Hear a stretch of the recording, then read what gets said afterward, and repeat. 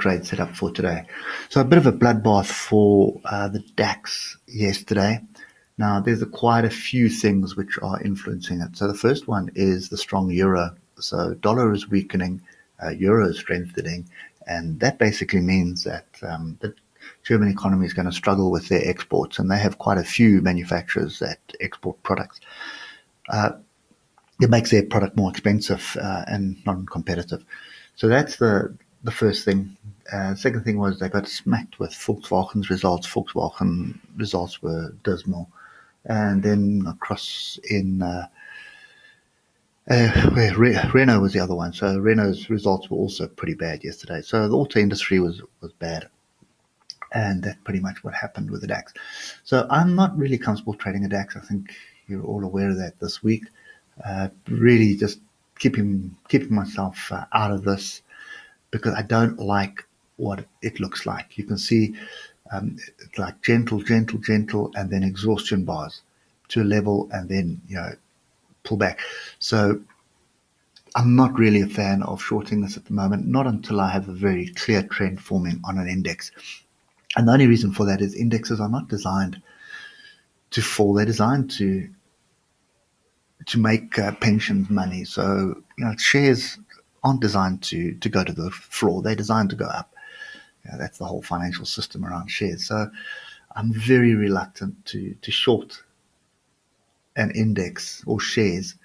I think it's much better to look for value and buy into shares and companies rather than look to short them.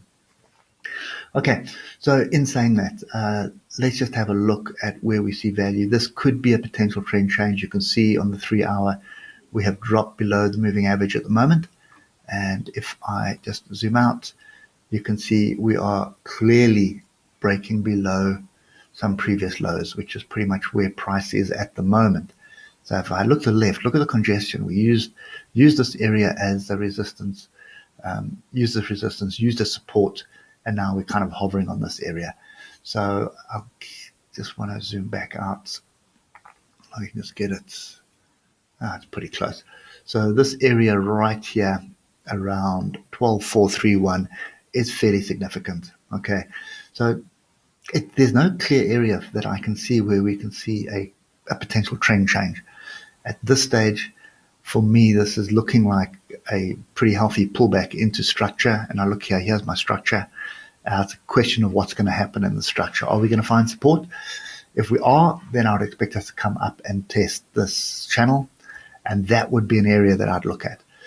Failing that, if we drop below this congestion, we're going to have to drop below here for me.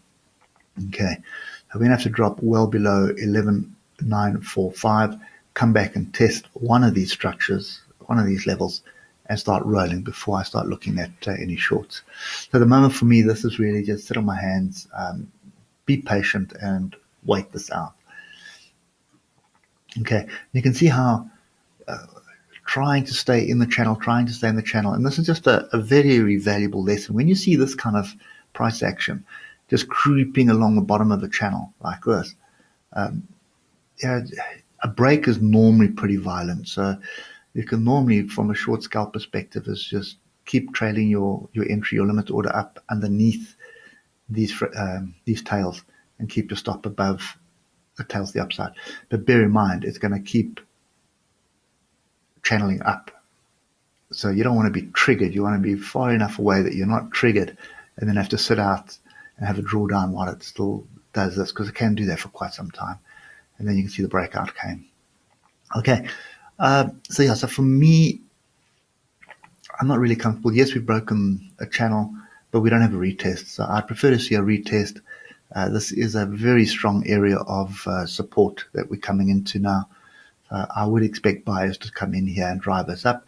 So we have to look and see what happens higher up. If we do get up to this area here, then there's definitely something to look at. But for now, I think I'll just keep my money in my pocket at the moment. This and the Dow Jones is not going to give me much today. That much I know. S&P or the Nasdaq may actually offer some value based on the results that came out in the tech sector yesterday. Anyway, I'm rambling enough now, guys. For me, this is a non-event. There may be a long opportunity brewing here, but I'm uncomfortable with that being below the moving average at the moment. So I will just wait this one out. Okay. Anyway, hope it helps, and we'll catch you later. Cheers for now.